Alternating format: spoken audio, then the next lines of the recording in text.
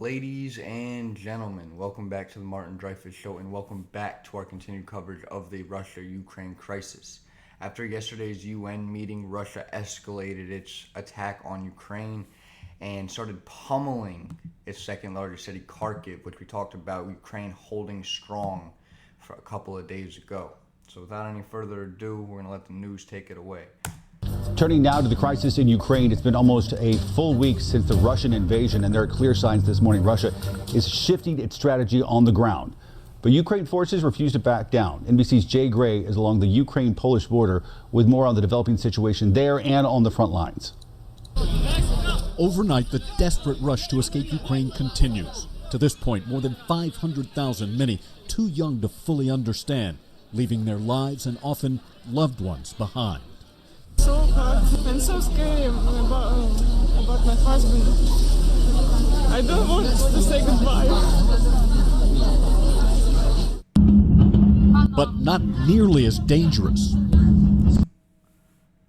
If that's the initial look at Kharkiv after UN, that's a very drastic escalation. I've seen videos of them using cluster strikes, which is them being able to send off like a dozen missiles in 3 to 6 seconds from like those big rocket holders. And I believe that's what they're starting to use now. It's almost as if Putin doubled down on his attack going forward. As staying home, a senior U.S. defense official saying 75% of Russia's troops along the border are now fully engaged in the fight. A primary target, Kyiv. Satellite images showing a convoy of Russian equipment and troops outside the capital city.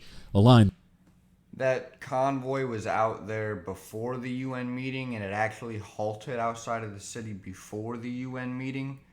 Those satellite images are before yesterday, so I'm curious to see how far along they've actually moved towards the city, because for a few days now we've said that the troops have been right outside of Kiev. However, they haven't moved in. I'm wondering if yesterday's UN meeting is that tipping point, or if maybe Kharkiv is a warning for today's UN meeting. Obviously, we're going to see going forward as these hours continue.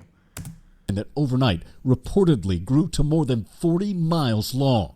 The buildup of Russian troops building the resolve of Ukraine fighters. Officials posting drone video they say shows the Ukraine military taking out a Russian strike. It looks exactly like Call of Duty. Like, I have no words. That guy can just point, click, and blow up. That's Call of Duty. We play video games for fun, yet, I mean, that's the real life. That's how it goes, and I have no words. Still, less than a week after the invasion, there are growing signs of the toll this war is taking on their homeland. We are actually on the verge of a large humanitarian crisis. A crisis defined by communities burned out and ripped apart, and the faces of those forced to run. Families obviously are being separated. We talked about that a couple of days ago on a refugee video. How men are, I believe it's 18 to 60, have to stay back to fight. It obviously makes sense. They have to defend their country. Most of them are happy about it. I'm sure there is a percentage that is heartbroken and has no interest in losing their life in a war, and that is heartbreaking as well.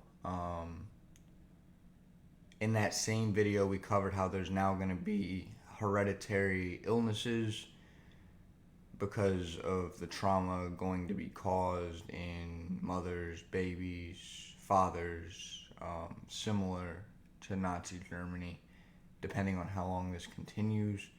And this upcoming UN meeting is, I think, more important than we initially realized, as Russia's reaction to the last one was, like I said, doubling down on its attack.